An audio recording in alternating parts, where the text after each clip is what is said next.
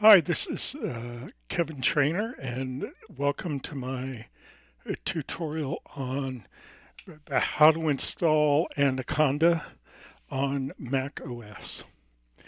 And this is for use in my Python related courses, and so it's going to be of great use to the people in my courses and really not so useful for people who are just YouTubers who have found their way to the video. So please keep that in mind. Okay, so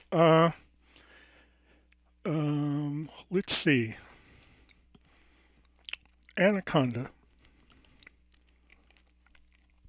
I am recording this in just in the beginning of the summer semester of 2020. And I expect this to have a life of at least a year.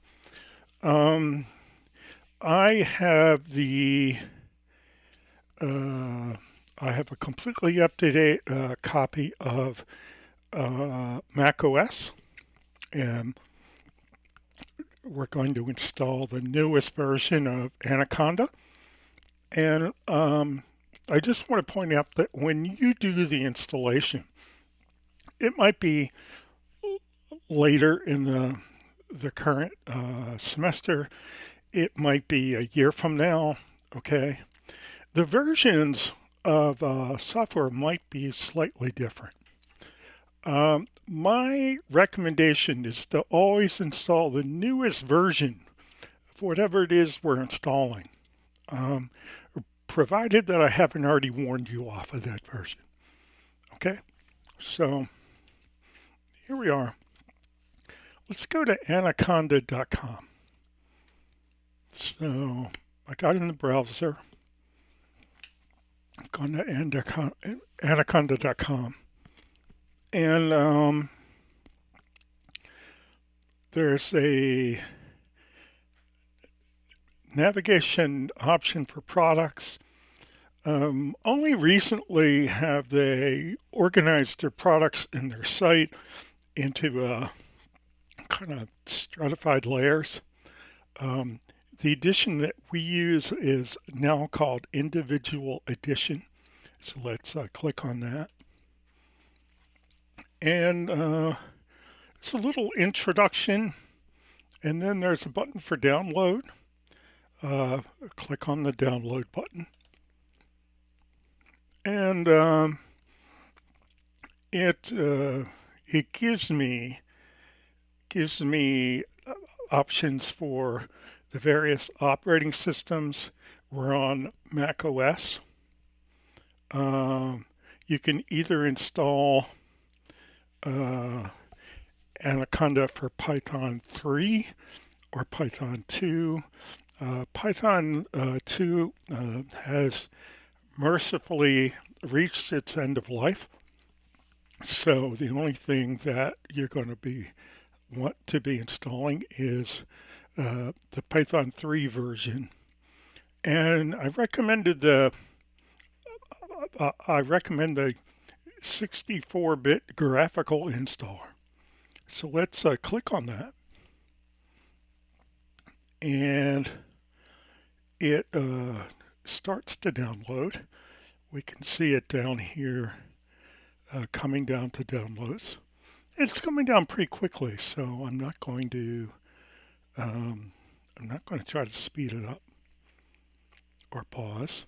Okay, now it seems to be all the way down. And what I'm going to do is I'm going to open up a new Finder and go to the downloads directory.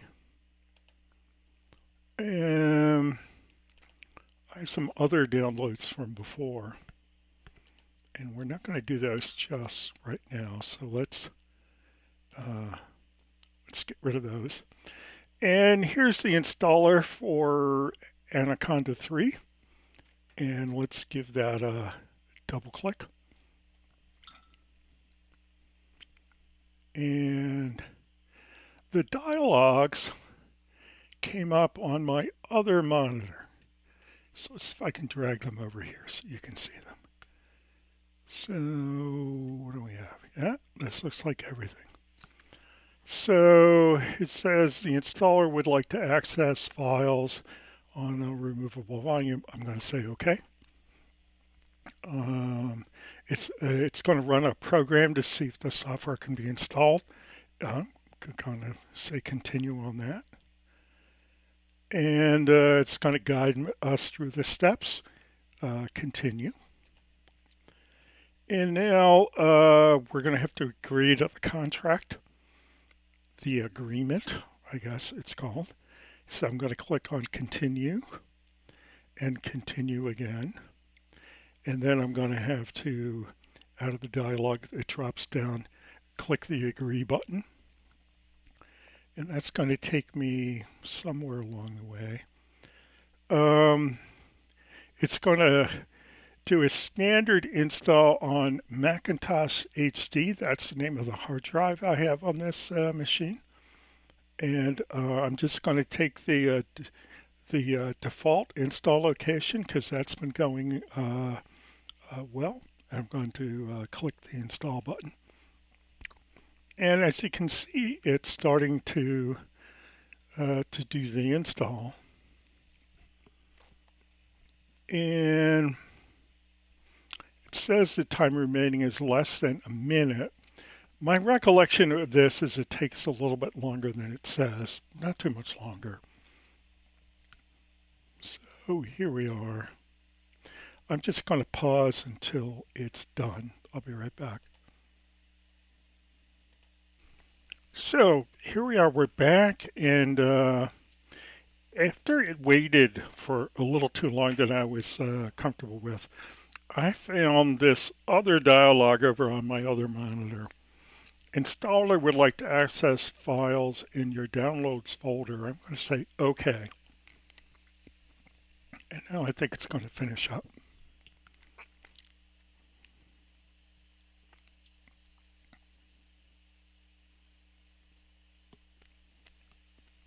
There it goes. It's done.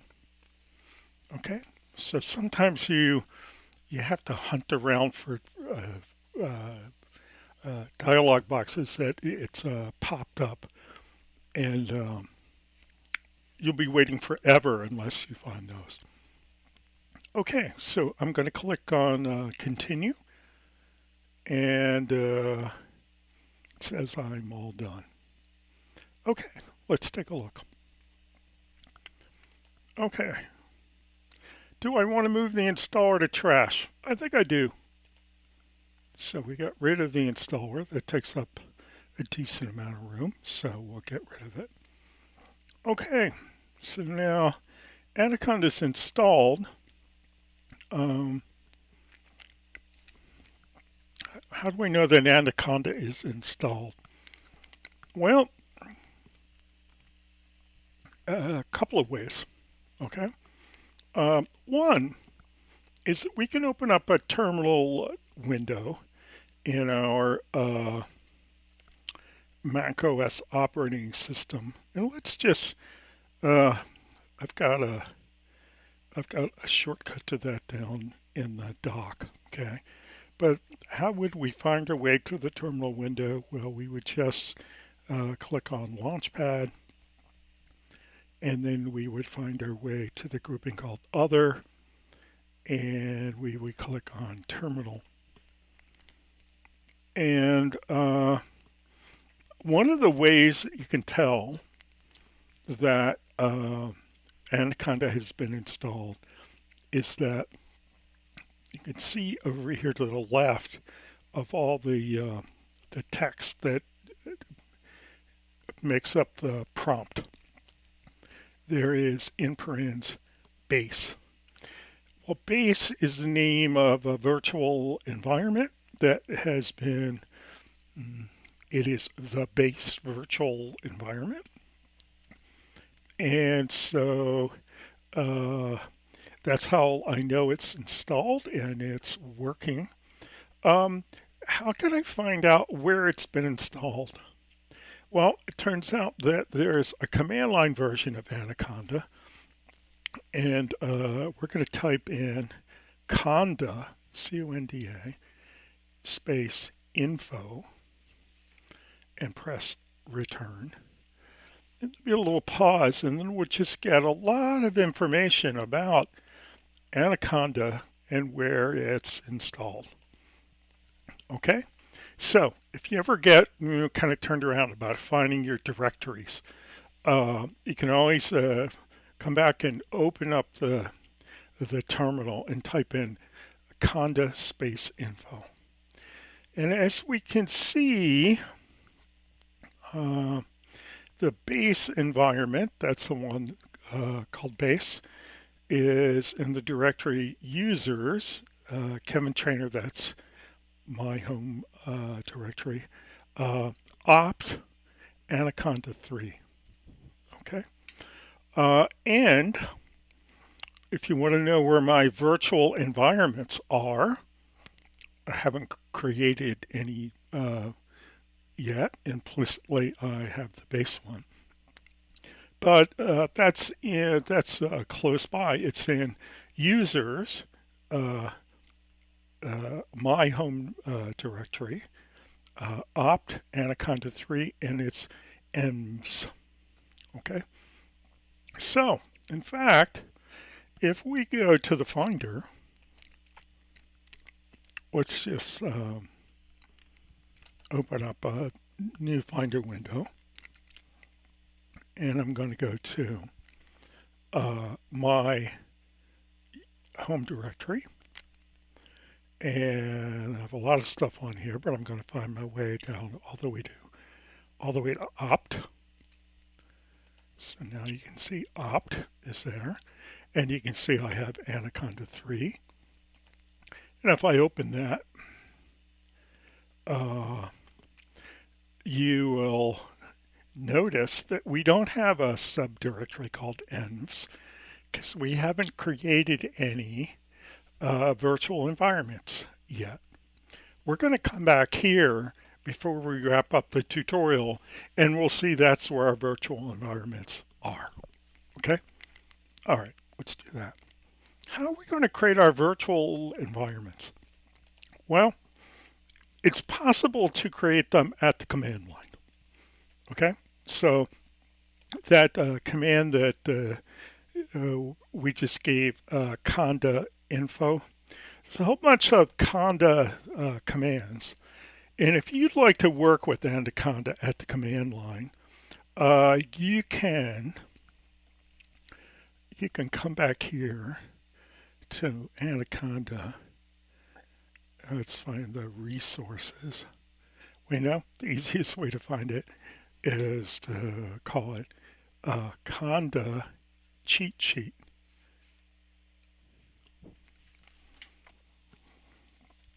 And here it is.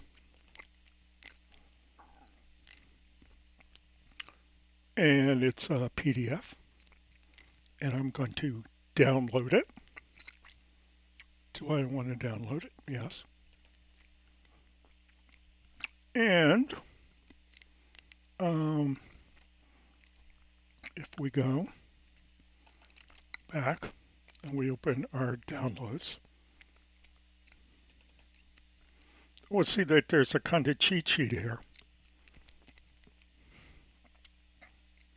And when it opens up, oh, it opened up on another monitor. So let's pull it over here. And here's the Conda cheat sheet. Okay. So how do I know to type in Conda info? Well, it's right at the top of the Conda cheat sheet. So we're not going to be covering how to use Anaconda at the command line in this course, but I've just kind of helped you find your way if you'd like to do it or you need to do it. You hang onto a copy of the cheat sheet and work in the terminal. Okay? But we're not going to do that. Okay. Let's close all these things. Okay. And let's close the terminal. I usually like to type in exit, which kind of shuts down the session, and then I close the terminal. So if we're not going to work at the command line, what are we going to use in order to create the virtual environment that we're going to need when we're using PyCharm, which we're going to install in another tutorial. And so how are we going to do it? Well, there's a graphical version of Anaconda. It's called Anaconda Navigator. And when we did the install, if we go to applications, we're going to see that we have installed Anaconda Navigator. There it is right there. So again, we went to the Finder, we went to applications, they're alphabetical. It's called Anaconda Navigator. If we double click on that, it's going to start up. Probably not on the right monitor, but it will. And it's a little bit of a slow starter, so don't be surprised if it takes a while. Oh, here it came up on the right monitor. So I get the opportunity to send them information to help improve the product. I would say, yes, that's okay. Okay, and don't show this dialog again. Okay. Now, if you look down in my dock, there's the icon for Anaconda Navigator. I'm going to right-click on it in the dock and go to Options and pick Keep in Dock. Okay? So that I don't have to hunt through the applications folder to find it in the future. Okay, so we're going to create a virtual environment. It's a configuration of the Python interpreter and related Python packages that we're going to use when we install PyCharm, and it's going to give us the version of Python that we want to use. Okay, over here on the left side in the navigation panel, there's an entry for environments. Let's click on that. And you'll see that we have a base environment, and we kind of saw the evidence of that before when we're in the terminal. Okay, so unless we do unless we make arrangements otherwise, the base environment is always kind of hooked up, and we saw the evidence of that. Okay, how are we going to create the environment that we're going to use in my Python course? Well, go to the middle panel here, come down to the bottom, click on Create. It pops up a dialog, and each virtual environment that we create has to have its own unique name. And I have a scheme that I want you to use for my course, so we're all using the same name. So for the Python course, which is the only thing we're going to learn how to configure a virtual environment for here today, we call it E4, environment 4, E letter 4, underscore, trainer, that's me, underscore, Python, underscore, course.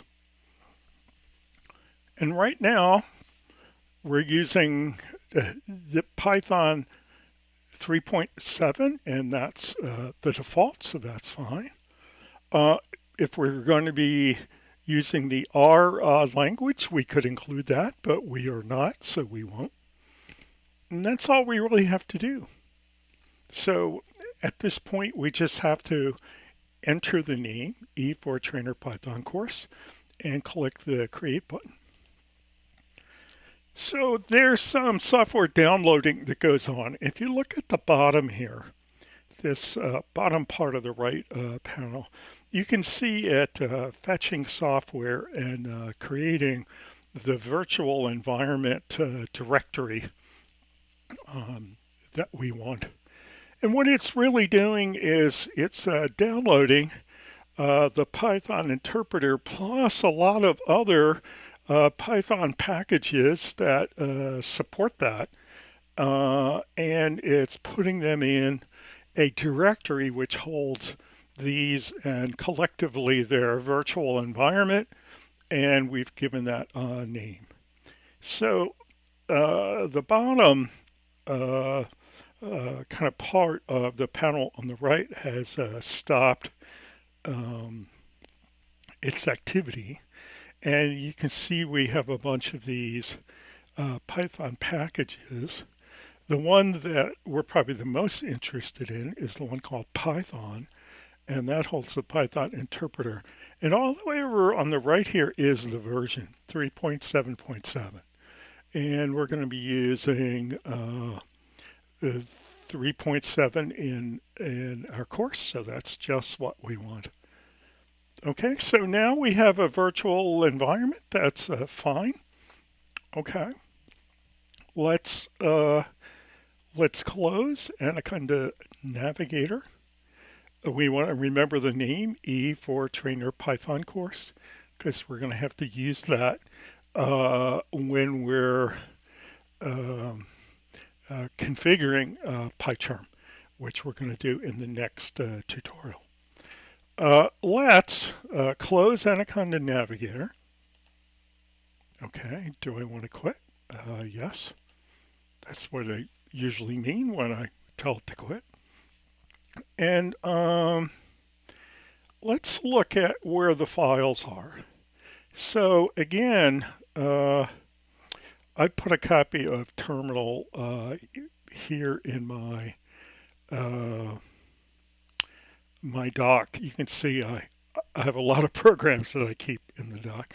But I'm going to open up the terminal, and I'm just going to say again, if I want to know where all the conda parts are, I can just say conda space info.